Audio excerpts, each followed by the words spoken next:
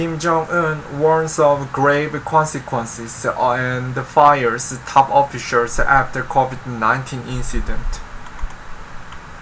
Seoul, South Korea, CNN. Kim Jong Un fired several senior officials who failed to enforce North Korea's stringent COVID-19 prevention, a dereliction of duty which the young dictator said will have grave consequences for the impoverished and isolated nation, state media reported Wednesday. It is unclear who or exactly how many officials were responsible for the unspecified incident, which Kim called a great crisis. But it appears some members of the upper echelons of the ruling Workers' Party of Korea were replaced, according to the state-run Korean Central News Agency. An outbreak of COVID-19 could prove dire for North Korea. The country's dilapidated healthcare infrastructure is unlikely to be up to the task of treating a large number of patients with highly infectious disease. North Korea has not publicly acknowledged any coronavirus cases, though expert claims that may be a product of Pyongyang's limited testing capacity. Few believe that a country of around 25 million people has been spared by a virus that has infected more than 180 million people worldwide, especially after KCNA warned last summer that an incident involving a symptomatic defector from South Korea might lead to a deadly and destructive disaster. No such disaster was reported after.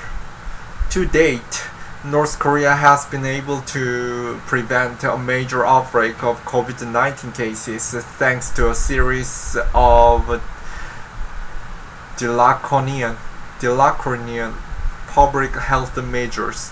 Kim reportedly had 2 people executed last year for COVID-19 related crimes, including a customs officer who did not follow the rules while importing goods from China. North Korea's borders has been sealed since January 2020 to keep the virus at bay, despite the knock-on effects on trade with Beijing, an economic lifeline the impoverished country needs to keep its people from going hungry. Pyongyang has reported a food crisis tied in part to both inclement weather and trade issues. The agriculture sector is still recovering from storm damage last year, and exports from China tanked by 90% in May from the previous month, according to official statistics from Beijing, though it's unclear why.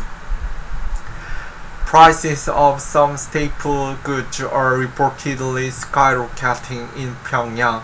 Experts say rice and fuel prices remain relatively stable, but imported staples such as sugar, soybean oil, and flour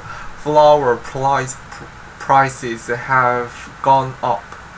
Residents said non-staple items such as a small packet of black tea can sell for around $70, while a packet of coffee can cost more than $100.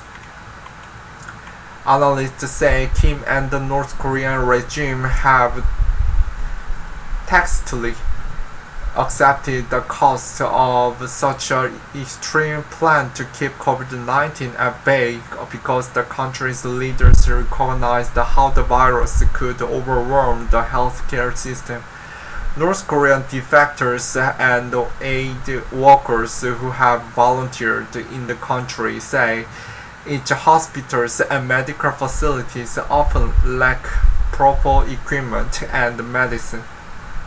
North Koreans who fled overseas during the 1990s famine shared stories of amputations done without anesthesia or doctors selling medicine to buy food to survive.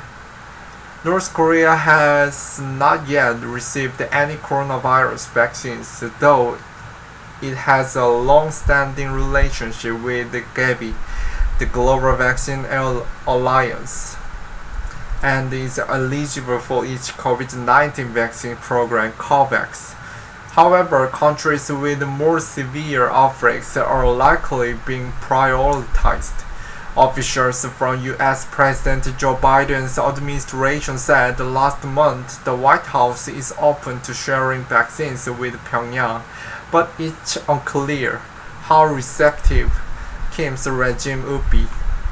North Korea is, however, somewhat well placed to prevent the virus from penetrating deep within borders because people inside the country do not enjoy the freedom to move around as they please.